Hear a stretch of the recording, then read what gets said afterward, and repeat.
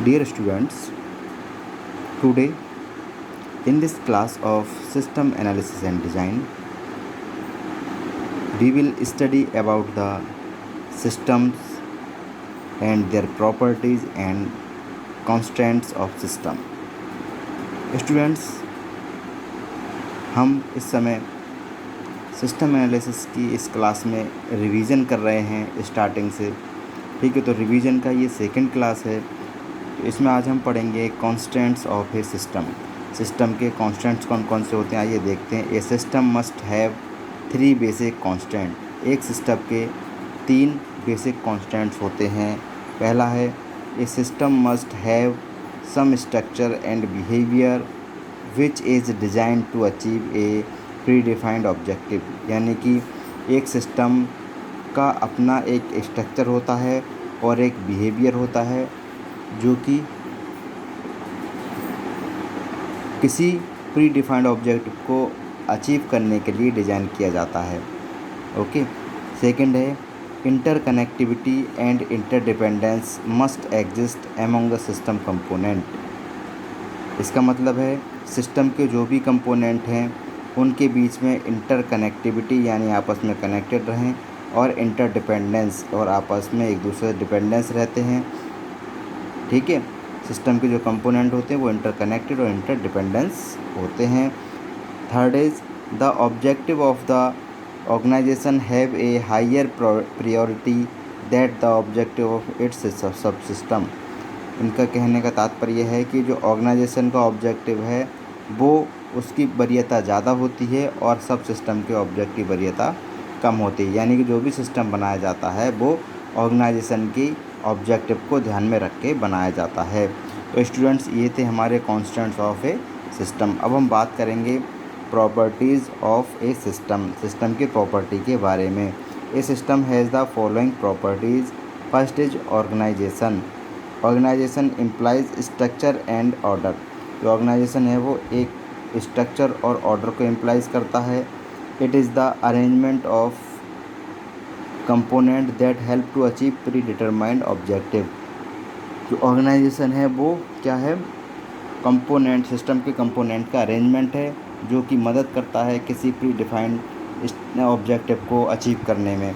ठीक है, second is interaction.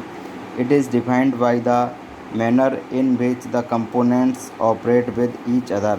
ये एक डिफ़ाइन करता है एक ऐसा मैनर जिससे जो सिस्टम के कंपोनेंट हैं वो आपस में कैसे इंटरेक्ट होते हैं या कैसे ऑपरेट किए जाते हैं। ठीक है, for example in organisation purchasing department must interact with production department. यानी कि किसी भी ऑर्गेनाइजेशन में अलग अलग डिपार्टमेंट हैं तो वो आपस में कैसे इंटरेक्ट होते हैं वो उसे हम इंटरेक्शन के पार्ट में रखते हैं। तो सिस्टम हमें प्रोवाइड कराता है एक ऐसा मैनर जिससे कि हम जो भी कंपोनेंट हैं सिस्टम के उनको आपस में इंटरेक्ट कर सकें। ठीक है, then interdependence. Interdependence means how the component of a system depend on the another. Interdependence का मतलब है कि जो सिस्टम के कंपोनेंट हैं वो दूसरे कंपोनेंट पर कैसे डिपेंड हैं, ये हम इसमें देखते हैं। For proper functioning the component are coordinated and linked together according to the specified plan. यानी कि प्रॉपर फंक्शनिंग के लिए जो कंपोनेंट हैं वो आपस में कोऑर्डिनेटेड होते हैं और लिंक्ड होते हैं जिससे कि वो स्पेसिफाइड प्लान के अकॉर्डिंग वर्क कर सकें। The output of the sub system is the required by other सब सिस्टम एज इनपुट। ये इनका कहने का मतलब है मान लीजिए किसी भी सब सिस्टम या कंपोनेंट का जो आउटपुट है वो दूसरे सब सिस्टम या कंपोनेंट के लिए इनपुट का काम भी करता है। तो ये पता चलता है कि ये एक दूसरे में इंडिपेंडेंस है या डिपेंडेंट है एक दूसरे से। इंटरेक्शन, अब इंटीग्रेशन की बात करते हैं। तो integration is concern with how a system components are connected together.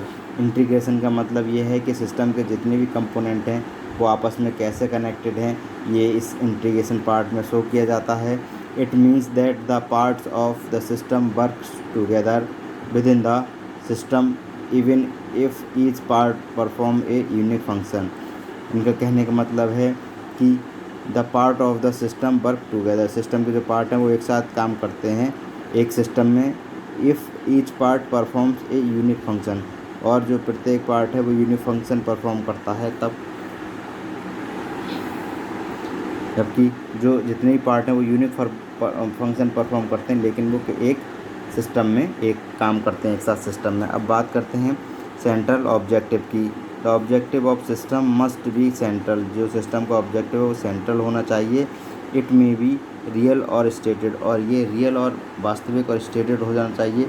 It is not uncommon for an organisation, और किसी भी ऑर्गेनाइजेशन के लिए अनकॉमन नहीं होना चाहिए to state the objective and operate to achieve another, और जो ऑब्जेक्टिव है वो स्टेट होना चाहिए जिस, और ऐसा होना चाहिए कि जिसे ऑपरेट करके दूसरा कंपोनेंट भी अचीव कर सके। The user must know the main objective of the component application, component application के जो मेन ऑब्जेक्टिव हैं वो यूज़र के लिए अंडरस्टैंडेबल होने चाहिए, यूज़र उन्हें समझता हो। ठीक है। Component application early in the analysis for a successful design and convention. Okay, तो ये था हमारे प्रॉपर्टीज ऑफ ए सिस्टम। अब हम बात करते हैं elements of a system, system के एलिमेंट्स की हम बात करेंगे। तो the following diagram show the elements of a system, इस डायग्राम में देखिए हमें सिस्टम के एलिमेंट्स दिखाई देंगे। ठीक है। Input, control, processor, feedback, output. ठीक है। तो ये जो है हमारे एलिमेंट हैं सिस्टम के। ठीक है। इनपुट हो गया, कंट्रोल हो गया, प्रोसेसर हो गया, फीडबैक हो गया और आउटपुट हो गया। ठीक है। ये स्ट्रक्चर देखिए, इसे ध्यान से देखिएगा। अब बात करते हैं पहला जो एलिमेंट है इनपुट एंड आउटपुट, या आउटपुट और and input. The main aim of the system is to produce an output which is useful for its user, जो मेन एम है सिस्टम का वो क्या है, आउटपुट को प्रोड्यूस करना जो कि यूज़र के लिए यूज़फुल हो। Inputs are the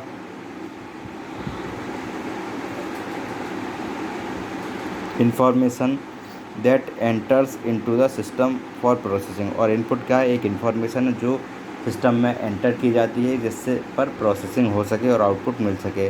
output is the outcome of the processing, और उस प्रोसेसिंग के बाद जो आउटकम आता है उसे हम आउटपुट कहते हैं। सेकंड जो एलिमेंट है वो है processor. Processor is the element of a system that involves the actual transformation of input into output. जो प्रोसेसर है वो सिस्टम का एलिमेंट है और वो इन्वॉल्व होता है एक्चुअल ट्रांसफॉर्मेशन में, किसके, इनपुट से आउटपुट का जो एक्चुअल ट्रांसफॉर्मेशन होता है उसमें प्रोसेसर इन्वॉल्व होता है। It is the operational component of the system, इसे हम सिस्टम का ऑपरेशनल कंपोनेंट भी कहते हैं।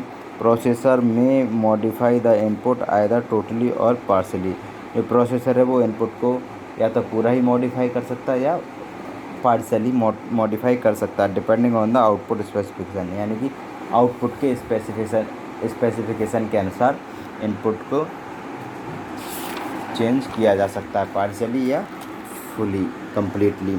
अब बात करते हैं थर्ड एलिमेंट है feedback. Feedback provide the control in a dynamic system, जो फीडबैक है वो डायनामिक सिस्टम को कंट्रोल प्रोवाइड करता है। Positive feedback is routine in nature, positive feature जो फीडबैक होता है वो रूटीन इन नेचर में रूटीन होता है, उसकी प्रकृति रूटीन होती है। That encourage the performance of the system, जिससे कि सिस्टम की परफॉर्मेंस इनकरेज होती है। Negative feedback is informational in nature, जो नेगेटिव फीडबैक है वो नेचर वाइज इंफॉर्मेशनल होता है। ठीक है। That provide the controller with the information for action, और वो प्रोवाइड कराता है कंट्रोलर को इंफॉर्मेशन की, कोई इन्फॉर्मेशन प्रोवाइड कराता है जिस पर एक्शन किया जा सके। ठीक है। फोर्थ एलिमेंट है environment. The environment is the super system which is an organisation operate. Environment एक सुपर सिस्टम है जिसमें कोई ऑर्गेनाइजेशन ऑपरेशन करता है या ऑपरेट करता है। It is the source of external element that strike on the system. ये एक्सटर्नल एलिमेंट का सोर्स है जो कि सिस्टम को स्ट्राइक करता है। It determine how a system must function. ये डिटरमाइन करता है कि एक सिस्टम कैसे फंक्शनिंग कर रहा है। For example vendors and competitor of organisation environment may provide constant and affect the actual performance of the business.